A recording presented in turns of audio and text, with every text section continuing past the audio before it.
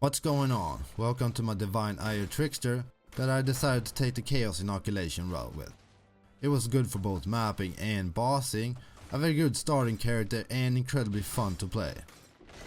I've been pretty busy with work, so I apologize for the late video, but I still managed to get Ire down eventually. And since I've only played by myself, getting all the maps have been pretty rough so far this league. Because I played Trickster, I went for energy shield and evasion, so I had over 8000 evasion and about 6000 energy shield in the end. And that works wonders with Ghost Dance and Escape Artist from the Trickster Ascendancy that gives even more evade and dodge chance. The only thing I really struggled with was my mana, because I just couldn't find a good enough Elder Ring that cursed enemies with Warlord's Mark on hit. So against Ire I even decided to deactivate Herald of Ash, but mana struggle still killed me even then. So once you get an Elder Ring with Warlord's Mark on hit, while still making sure you're hitting all the resistance targets, then you can easily replace your mana flask with something like a Wise Oak as well. For Pantheon I decided for Lunaris for the avoid and dodge chance, and for Tukohama for the life regen, which I get for energy shield since I picked up Zealot's Oath on the skill tree. Everything else is pretty straightforward. I stacked power charges, crit and crit damage, and then some extra elemental damage and elemental penetration. The staff that I used was a very cheap shaper staff with power charge on crit on it, as well as some spell damage and cast speed. The cast speed helps to charge up the stacks for Divine Ire, so you want to make sure you have at least enough cast speed so you can feel comfortable charging up to almost max stacks every time you attack Shaper between his boss attacks.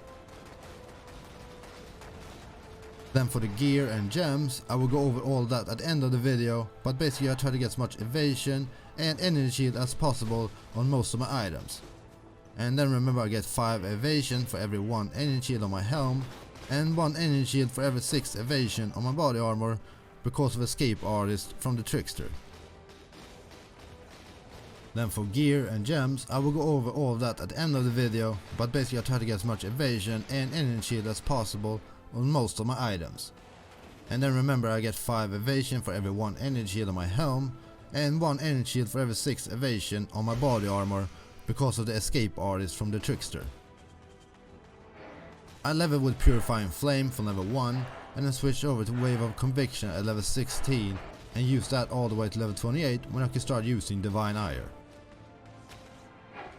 I never ran Divine Ire with any form of casting and channeling combo, simply because it's so incredibly strong on its own, and there's just so many good spell jumps in the game right now that helps multiply your damage. My Ire kill was very sloppy, but I still believe you can easily see that it's definitely killable deathless, and especially if you get a Warlord's Mark going. Alright, if you want to continue watching the Ire fight, then please do so. Otherwise you can move to the time shown at the bottom of the screen right now to continue with the build guide.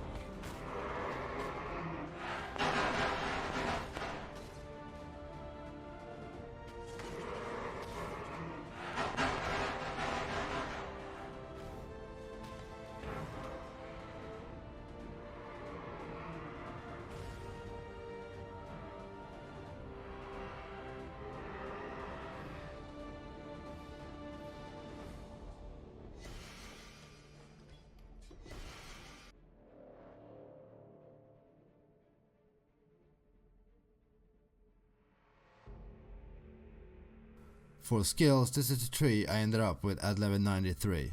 As you can see, it's a pretty straightforward energy shield base with power charges, some staff and channeling nodes, and then plenty of damage, as well as chaos inoculation and Cellul's Oath. As usual, you can go down here and click on a different progression point to see which route I took while leveling, especially since I didn't start using chaos inoculation until I picked up escape artist from the ascendancy tree. As you can see, escape artist will add a ton of extra evasion and energy shield, as well as increasing your cast speed by quite a bit, considering you get 12% cast speed for every stack of Ghost Shroud, and you can have up to 3 stacks at once. So over here on Ghost Dance, you can see that you gain 1 stack of Ghost Shroud for every second, but you lose 1 stack as well every time you're hit. But then again, once you're hit, you still recover energy shield based on your evasion. So for example, for me, I have about 8400 evasion, so I'll recover 420 energy shield every time I'm hit. And since these keep stacking, you basically always have these rolling unless you get one shot. The other 2 ascending choices were Swift Killer for the power and frenzy charges, and then Harness of the Void for the extra damage. The order in which you choose these are absolutely up to you, but these were my first 2 choices.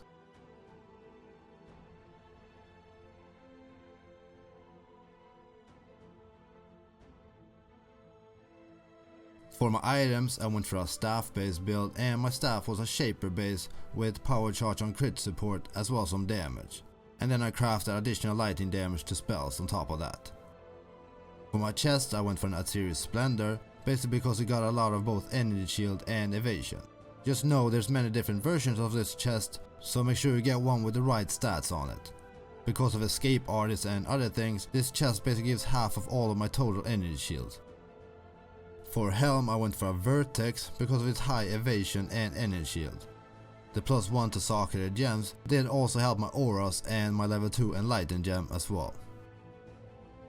It was the same thing for the boots really. I went for Syntrax because of evasion and energy shield, but the movement speed and dexterity also really helped. My gloves and belt were regular rare items with energy shield and then as much resistance on them as possible. For rings, I used a Mark of the Shaper ring because it's simply too strong and adds so much damage, especially if my other ring was an Elder ring, which of course it is.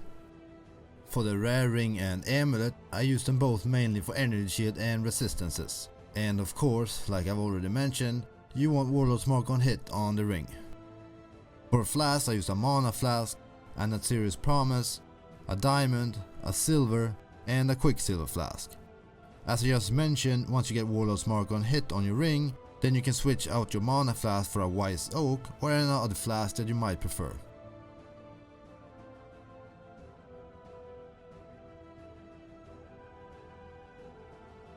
For gems, I used my main setup in my staff, and that was Divine Ire, and with that I used Controlled Destruction, Conk Effect, Infused Channeling, Energy Leech, and Hypothermia.